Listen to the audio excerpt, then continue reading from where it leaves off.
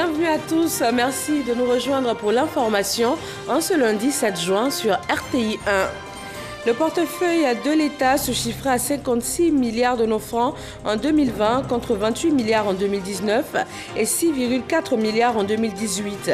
Des progrès que la Direction générale du portefeuille de l'État compte bien perpétuer.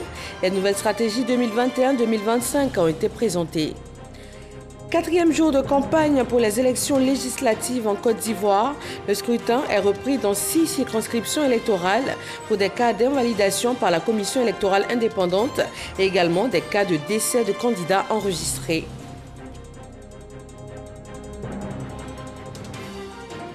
Le ministre du Tourisme met en mission 114 agents assermentés pour la relance du secteur touristique ivoirien. Ils sont chargés d'évaluer l'offre des réceptifs hôteliers, de restauration, de divertissement et de voyage également.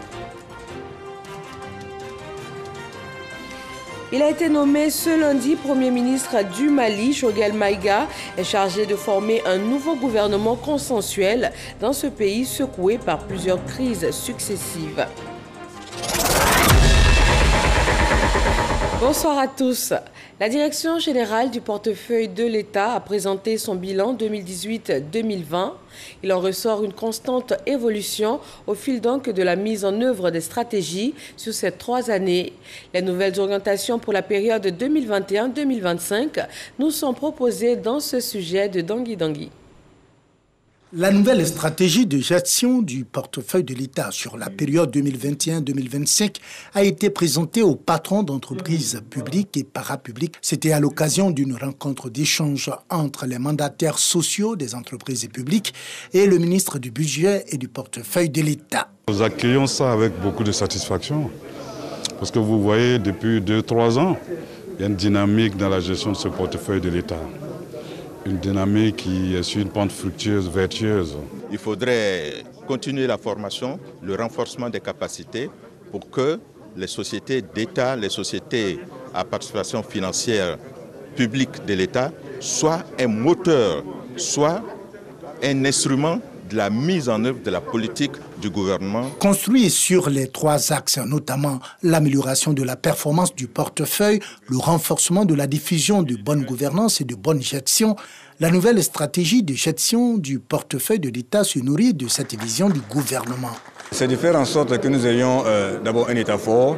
Et un État fort, ça passe par des entreprises publiques qui sont performantes, qui ont des résultats intéressants, qui sont capables de gagner des marchés tant en interne qu'à l'international et qui sont capables donc de contribuer à la création d'emplois et à la distribution de la richesse auprès des Ivoiriens. Avant la présentation de la nouvelle stratégie, la Direction générale du portefeuille de l'État a dressé un bilan satisfaisant, selon ses propres termes, des stratégies précédentes.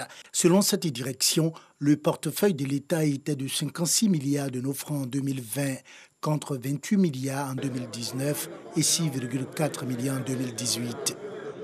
Et comment ces budgets de l'État sont-ils élaborés? Quelles sont les grandes actions qui en découlent? Les réponses à ces questions essentielles ont été consignées dans un manuel et il sert de moyen d'information et aussi de sensibilisation, notamment pendant la tournée sur le budget citoyen dans les villes de Gagnoa, Daloa et Yamoussoukro. Kader Sogodogo. Gagnoa, chef-lieu de la région du Gor. Corps préfectoral, élu, directeur et chef de service, leader d'opinion, garant de la tradition ou encore chef religieux. Tous ont répondu présents à l'appel des hommes du directeur général du budget et des finances à l'effet de leur présenter le budget citoyen contenu dans un manuel. Les mettre au parfum de la vie de la nation. Soucieux de toujours mieux informer la population sur les actions de l'État, le gouvernement a élaboré un document dénommé le budget citoyen, pour traduire l'information budgétaire de façon synthétique et dans un langage accessible à tous. Il matérialise la volonté du gouvernement de rapprocher davantage le budget de l'État des populations. Cette tournée de sensibilisation sur le budget citoyen se tient également à Daloa. Dans la salle de réunion de la préfecture des régions, l'objectif de la mission reste le même. Répondre aux orientations du Code de transparence dans la gestion des finances publiques. À Yamoussoukro, changement de décor, mais le contenu est pareil. Le budget prévoit beaucoup d'actions pour la population, dans tous les domaines, au niveau social notamment. Entendez par là l'éducation, la santé et les infrastructures de proximité. Mais les populations ne sont pas souvent sensibilisées sur tout ce que l'État fait pour elles. Donc à travers ce budget citoyen, je pense qu'ils comprendront mieux la politique du gouvernement. Ce que nous ne connaissons pas, ils viennent de nous dire, et ils nous ont expliqué de long et en large le budget citoyen. Comment on fait le budget citoyen.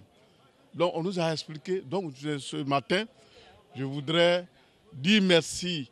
Dans le mois de février 2021, à son séminaire bilan, le directeur général du budget et des finances, Traoré Seydou, et ses hommes s'étaient fixés comme objectif d'accorder un honneur à la transparence dans la gestion des fonds publics.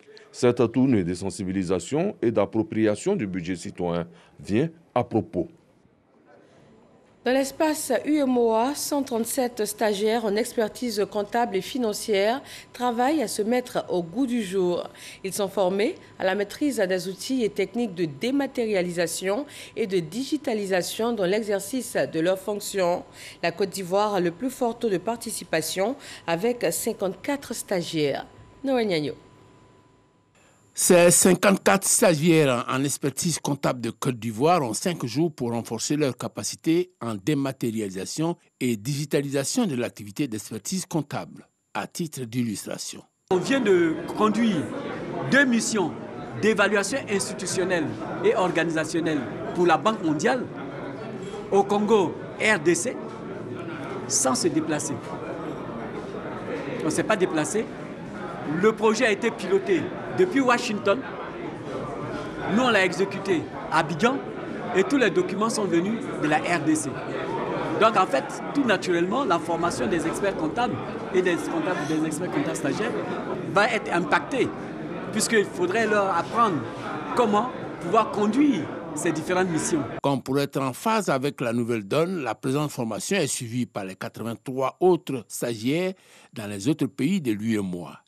Elle est baptisée première journée technique de formation à l'expertise comptable et financière. Cette nouvelle pratique de ce métier stratégique pour l'économie a des exigences. L'expert comptable, professionnel à très haut potentiel, doit constamment conforter son savoir, affiner sa technique, actualiser ses connaissances à la lumière des défis des temps nouveaux. Outiller ces stagiaires devient une nécessité vitale pour être compétitif. Mondialisation oblige. Le programme de formation de ces 5 jours durant lesquels des questions de première importance, telles que la déontologie de la profession d'expert comptable, la pratique professionnelle, la responsabilité de l'expert comptable, ainsi que la transition numérique et la dématérialisation qui seront abordés. La formation est à mettre à l'actif de l'Ordre des experts comptables de Côte d'Ivoire en partenariat avec la Commission régionale pour la formation à l'expertise comptable et financière. Sur la scène politique, on s'intéresse aux élections législatives 2021. C'est le retour dans les urnes pour 6 circonscriptions électorales. La campagne a été ouverte le vendredi 4 juin et va prendre fin le 10 juin à minuit. En ce 4e jour, nous vous proposons les échos à Guéyo et à Grand-Pérébi.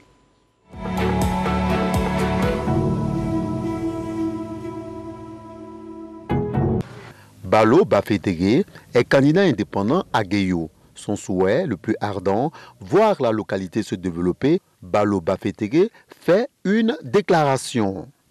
J'ai décidé vraiment de plus compétir. Comme j'aime mon département, je souhaite que vraiment mes électeurs qui ont de l'admiration pour moi, qui aiment ma politique que je voudrais faire pour eux, s'alignent derrière moi pour qu'au soir du 12 juin prochain, on vote la liste PDCI EDS conduite par Blessaï Félix. Gbogbo Kwasi David, candidat indépendant, est étudiant. Il affiche sa volonté de représenter Dabouyo et Gueyo à l'Assemblée nationale. Pour cette reprise des législatives dans cette circonscription, Gbogbo Kwasi David vient de changer d'objectif. Il faut que les populations de Gueyo, je veux dire ce grand village de Dabouyo 3, Bakayou, Zorayou, Mamianou, ces grands campements, partout où il y aura des bureaux de vote, ces populations doivent sortir pour faire leur choix qui est Blessaï. Dans le sud-ouest, le vote se prépare également dans la circonscription de Grand Bérébi. Les 4 candidats pour le seul siège à l'Assemblée nationale sont sur le terrain. Sam Konan. Après Dogbo, Gosso Franck Gira s'est rendu à la SOGB, toujours à la conquête d'électeurs. Le candidat du RHDP, qui se dit confiant, bénéficie du soutien de la coordination régionale du parti. Avec le RHDP, on fait beaucoup de choses. On est très en retard, donc avec le RHDP, on va accélérer, surtout au niveau des infrastructures. Déjà, la côtière vient, donc beaucoup de touristes viendront. J'appelle la population à sortir massivement. Il y a 70% de gens qui n'ont pas voté. Je souhaite qu'ils sortent. Donc aujourd'hui, toute la population est invitée à voter dans la paix, la cohésion sociale, pour faire un choix utile en votant le candidat du RHDP, Gosso Franck Gérard. Juste à côté, sur l'autre stade de la SOGB, se tenait pratiquement à la même heure un meeting du candidat EDS. Yepawa Cyril, galvanisé par le soutien de Michel Gbagbo, entend conserver son fauteuil des députés. Je suis juste là pour confirmer ce que j'avais fait le 6. L'honorable Michel Koudou Gbagbo, il est venu dire aux populations, Pawa est le choix de EDS, Pawa est le choix du PDCI, Pawa est le choix du président Bédié et du président Gbagbo. Nous, comme le disent les jeunes, on ne force pas, on est tranquille. 23 602 électeurs devront trancher le 12 juin prochain. C'est donc ce samedi. Fausses vidéos, fausses informations, rumeurs relayées, les fake news sont bien souvent à la base d'incidents. Cela a été le cas en Côte d'Ivoire le 19 mai dernier, provoquant des violences contre les Nigériens vivant dans le pays. De nouvelles vidéos de la même nature ont encore été diffusées. Le ministère de l'Intérieur et de la Sécurité apporte des clarifications à ce sujet. Communiqué du ministre de l'Intérieur et de la Sécurité. Après la diffusion de la vidéo fake news qui a suscité le 19 mai 2021 des violences contre les membres de la communauté nigérienne vivant en Côte d'Ivoire, 2 nouvelles vidéos ont été récemment mises en circulation sur les réseaux sociaux par des individus mal intentionnés.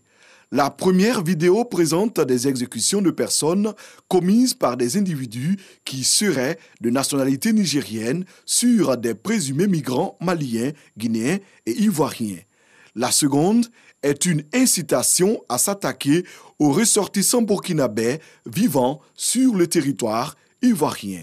Ces vidéos, de même que celle à l'origine des événements du 19 mai dernier, véhiculent de fausses informations et images de nature à provoquer des conflits entre les Ivoiriens et les ressortissants des pays de la sous-région. Face à ces actes récurrents d'incitation à la violence et aux conflits intercommunautaires qui perturbent et fragilisent la cohésion sociale et la paix, le gouvernement ivoirien a pris toutes les dispositions pour identifier, rechercher et interpeller les auteurs de ces fausses informations et ceux qui les relaient afin qu'ils répondent de leurs actes devant les tribunaux. La communauté nigérienne, bien intégrée en Côte d'Ivoire, a initié une opération de don de sang.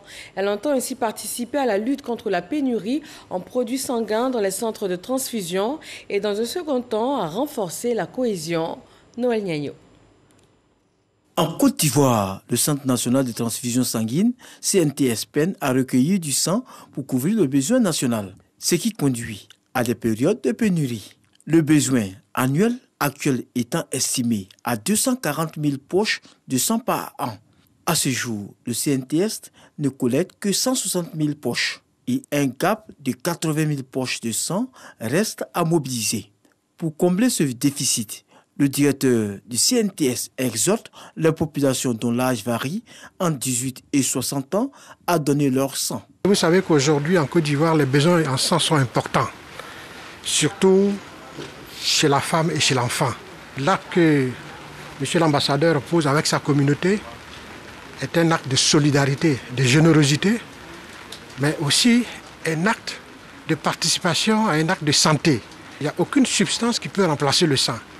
Ce sont les communautés qui vivent ensemble, qui dans un geste de solidarité s'entraident pour donner un peu de leur sang. Pour aider l'État de Côte d'Ivoire et le CNTS à atteindre leurs objectifs, la communauté nigérienne est mobilisée. Nous avions dit que le don de sang n'était pas seulement un souci pour les Ivoiriens. Il fallait que toute personne qui réside en Côte d'Ivoire soit vraiment impliquée. Et nous avions dit que nous allons contacter les autres communautés. Un appel entendu par cette communauté vivant en Côte d'Ivoire. Le don de sang est une activité fortement sociale et c'est avec plaisir que notre communauté se prête à cette activité. C'est pour cela que nous avons honoré de notre présence ici, pour en tout cas donner notre sang. Donner son sang, c'est une œuvre sociale qui est très importante car elle permet de sauver des vies humaines. Non, vraiment, on invite tous les Nigériens et qu'à venir donner leur sang aux Ivoiriens en Côte d'Ivoire. Ça va, il n'y a rien. Quand il vient enlever, il n'y a pas de problème. Le directeur du CNTS, Konaté Seydou, se réjouit de la mobilisation pour cette opération. Il souhaite que les autres communautés vivant en Côte d'Ivoire en fassent autant. C'est un sujet de Noël Dagnogo et Issaéo. Les étudiants de l'Institut national de formation des agents de santé INFAS sont exhortés à cultiver le civisme et la citoyenneté, cela dans la prise en charge de qualité et pour un meilleur système de santé en Côte d'Ivoire. Le ministre de la Santé, de l'Hygiène publique et de la couverture maladie universelle s'est rendu aujourd'hui dans cette école d'excellence. Le reportage de Jean-Marc Djadji.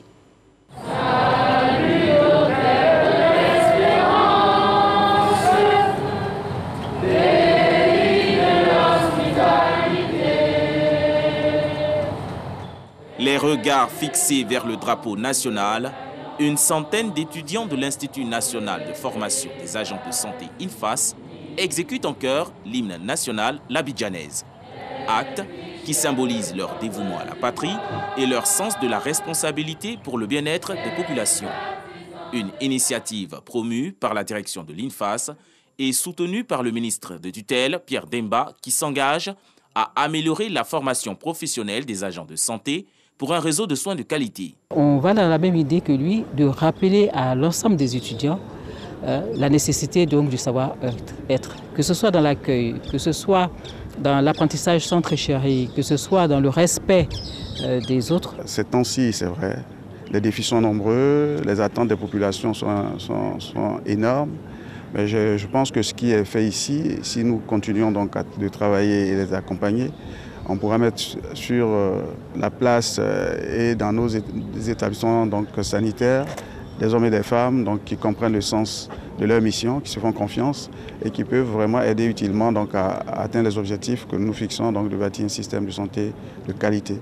L'Institut national de formation des agents de santé, INFAS, assure la formation et le perfectionnement des agents de santé dans plus de 8 filières médicales et compte à son actif 6 antennes régionales. On en vient maintenant au point de ce 7 juin sur la maladie à coronavirus en Côte d'Ivoire.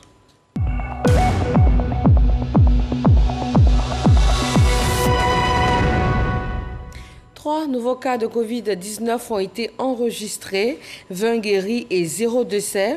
Le 6 juin, 4 367 doses de vaccins contre la Covid-19 ont été administrées, soit un total de 606 907 doses administrées. Le ministre de la Santé, de l'Hygiène publique et de la couverture maladie universelle invite toutes les personnes de plus de 18 ans à se faire vacciner dans les centres de vaccination. La vaccination contre la Covid-19 est gratuite et volontaire. Dans la commune de Yopougon, plusieurs habitations du secteur Saint-André ont été dévorées par les flammes. La ministre de la Solidarité et de la lutte contre la pauvreté s'est rendue aux côtés des populations sinistrées. Belmondogo leur a apporté des vivres et un appui financier. Amadou Ouattara. Yopougon Sikoji Saint-André, porte 1602. Plus d'un mois après l'incendie qui a ravagé 6 logements le jour de la fête de Ramadan, la bande de sécurité reste visible. Le cœur encore meurtri, Simone Zoku, qui près d'Ali, revient sur le lieu du sinistre. Aucune aiguille n'est pas sortie. Ce sont les maisons des retraités. D'autres même ne vivent pas. Ce sont les enfants seulement qui sont là. Simone Zoku nous a également fait entendre que, et sans toit, sa famille forte de 15 personnes, dont 2 bébés, âgés chacun d'1 mois et 3 ans, ainsi que son mari à la retraite depuis plus de 25 ans, est victime d'un AVC qui l'a rendu amnésique. Les 3 enfants, actuellement, ils dorment dans la maison privée. Je ne sais pas où les amener. Je ne sais pas où les amener. Mon souhait est que si j'ai vu quelqu'un même pour reconstruire le bâtiment, ma maison là, je suis content. Cette situation touche la sensibilité du gouvernement.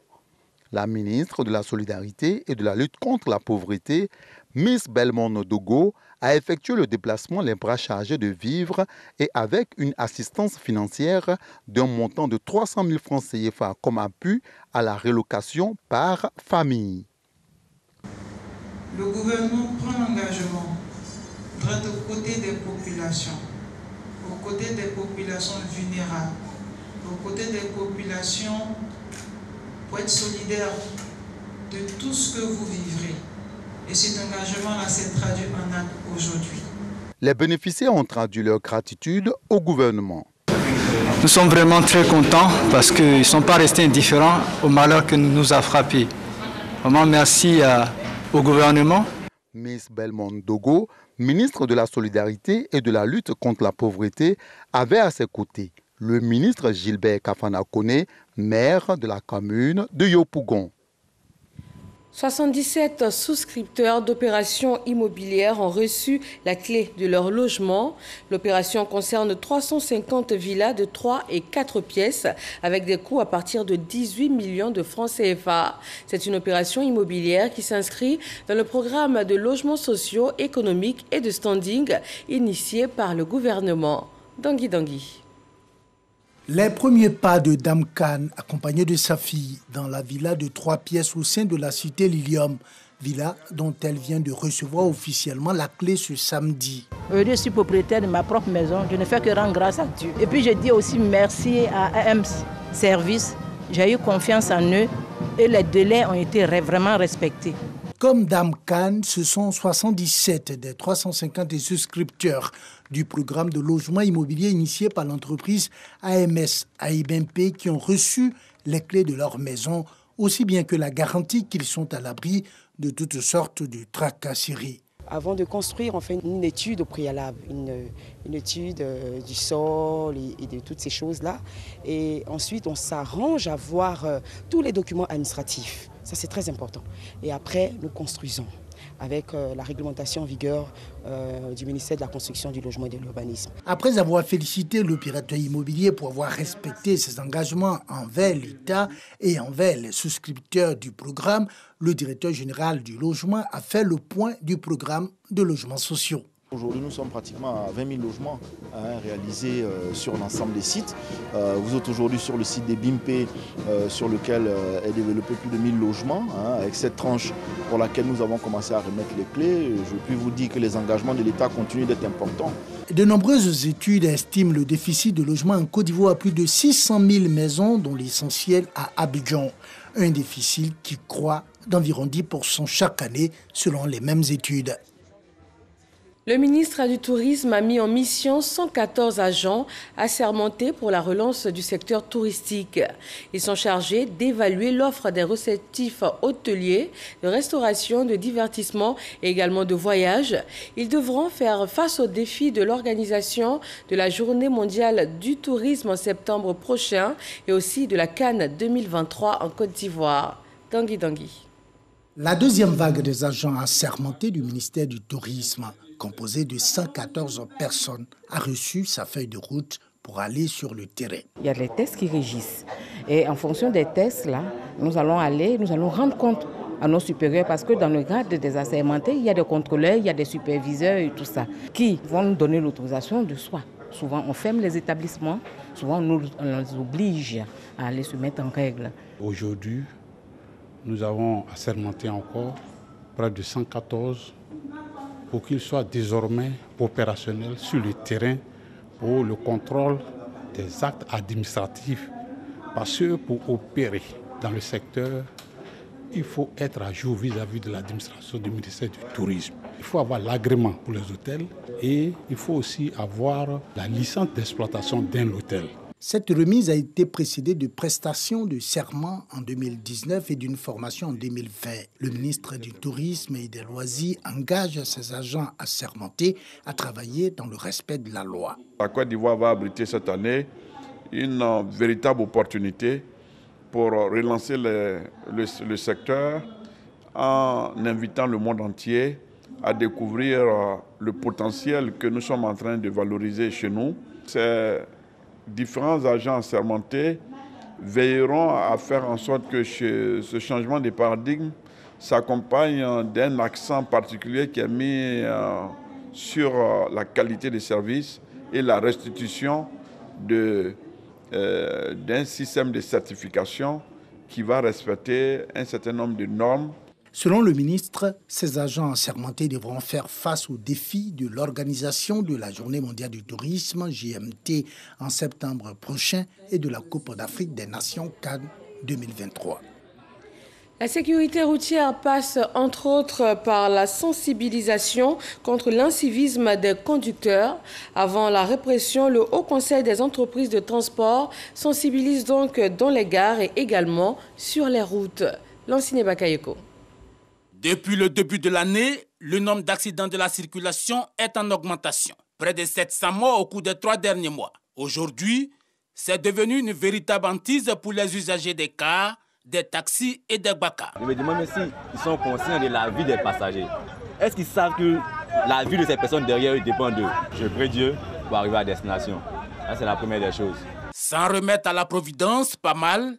Mais s'attaquer aux causes profondes des accidents, encore mieux. D'où cette grande campagne de sensibilisation initiée dans les gares routières par le Haut Conseil des entreprises de transport, la fêtière des acteurs de la route. Principaux axes de cette campagne de sensibilisation, les cas de conduite sans visite technique automobile, d'excès de vitesse et de mauvais état mécanique du véhicule.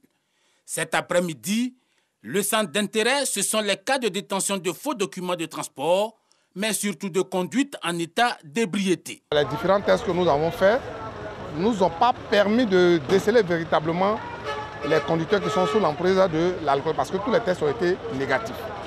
Mais lorsque nous regardons l'environnement dans lequel nous avons évolué, c'est sûr et certain que les conducteurs s'adonnent à la prise d'alcool avant d'aller monter sur le véhicule. À Djamé Liberté, les vendeurs de boissons alcoolisées, parfois interdites, sont partout et ne s'en cachent pas. En attendant l'arrivée des forces de l'ordre pour démanteler ces réseaux, le Haut Conseil exhorte les chauffeurs à renoncer à l'incivisme et aux stupéfiants. Nous avons aussi demandé aux délégués ici présents de faire en sorte qu'à partir de la semaine prochaine, l'accoutrement, c'est-à-dire la manière de s'habiller des conducteurs, soit vérifiée. La coiffure du conducteur soit contrôlée. La tenue soit contrôlée. Pour que cette question d'insécurité routière qui est liée à la consommation de l'alcool, de la drogue, à l'incivisme dans les camions soit combattue. Dans les jours à venir, cette grande campagne de sensibilisation qui mobilise tous les délégués syndicaux va se poursuivre à l'intérieur de la Côte d'Ivoire. Prochaine étape, Yamoussoukro et Daloa. Le Festival international de la poésie décerne le Grand Prix de la poésie africaine, le prix des lycées et collèges et aussi le prix Maurice Bandama. Ce festival entend revaloriser cette pratique et discipline littéraire. Franck Wadio.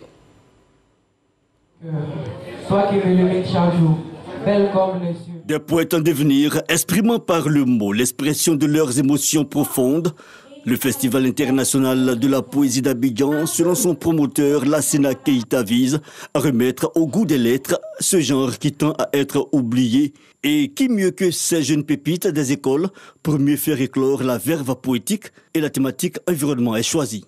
Leur vie, leurs larmes et leurs pensées pour une école en péril ou pour des âmes glacées.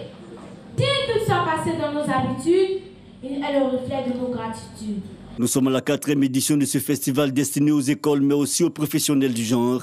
Sarah, étudiante, c'est le prix des universités et grandes écoles et le prix spécial du jury. Bon, je ne suis pas poète, mais j'aime l'écriture. La lecture m'a permis, ou me permet, je dirais, de m'épanouir. Donc au travers de la lecture, j'ai découvert la poésie. Le prix Maurice Bandama pour la création poétique, le prix du jeune poète des écoles, ce sont entre autres les prix décernés. Le directeur du livre, au nom du ministère de la Culture, et le parrain Fama Touré, président de la Chambre de commerce, valide la pertinence de l'initiative. La 4e édition du Festival international de la poésie d'Abidjan sera suivie cette année 2021 de la 5e édition. Elle aura lieu au mois d'octobre. Le thème Covid-19, sans relâche, nous vaincrons.